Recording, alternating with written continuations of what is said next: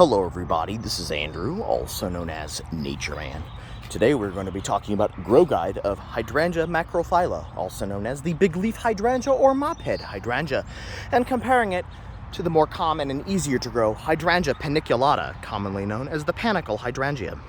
We have a limelight tree form. Now I will let you know, any hydrangea that is a tree form is going to be the Panicle Hydrangea. It is the only species that is grown as a tree form. So a Hydrangea paniculata has virtually the opposite growing conditions of a mophead hydrangea or Hydrangea macrophylla.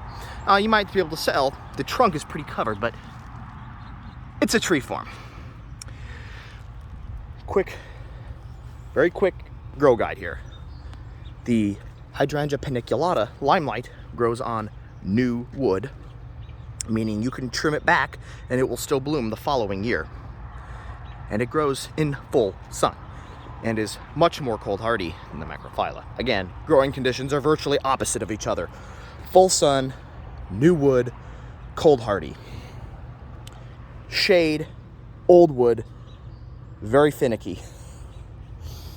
You do better with these in a milder climate in shade.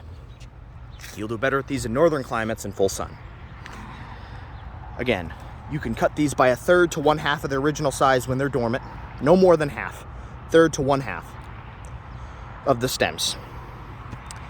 Full sun, so at least 6 to 8 hours of direct sun, so they would do best in the afternoon sun, which would be full sun. It is now early July, and they are just starting to flower. Now, depending on your climate, they might start blooming in June, or even late May in mild climates. In May, in very southern, like zone 8 climates, it might be in May.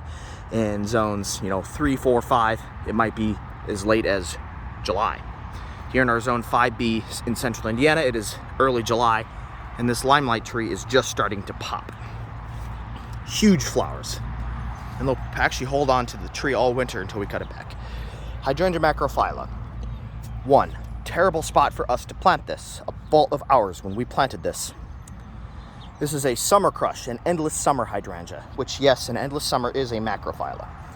They actually do best in morning sun, afternoon shade. So they're going to do best in full shade, protection from the hot afternoon sun, and protection from the cold winter wind. While this is shielded by this limelight here, it's exposed to the cold winter winds. So with our zone 5B winters, 6A winters, where temperatures get near zero, the stems get killed back and it reshoots from the base. That's why there's only 2 flowers on it. It's sad, because it's like a single stem at the base survived, like some couple shoots, stems at the base survived. There's like 2 flowers. I've had this in the ground for 3 years. It has only ever gotten 1 or 2 blooms on it each year. Why? The stems die back. Do you see these? These are from last year. The stems did not survive the winter, and it has to reshoot from the base, which means it's not going to flower. So the only way you can ensure these will bloom is if they're shaded, so they'll wilt and then get leaf scorch in full summer sun. The stems get killed back if they're in a windy site. So really, you need to put these on an east side of the house, protected from the cold winter wind and a hot summer afternoon sun. And then you can heavily mulch them. That's really the best advice I can give you for a Hydrangea macrophylla. And again, the Panicle Hydrangeas are super easy, the exact opposite care guide. This is Nature Man signing off. Bye.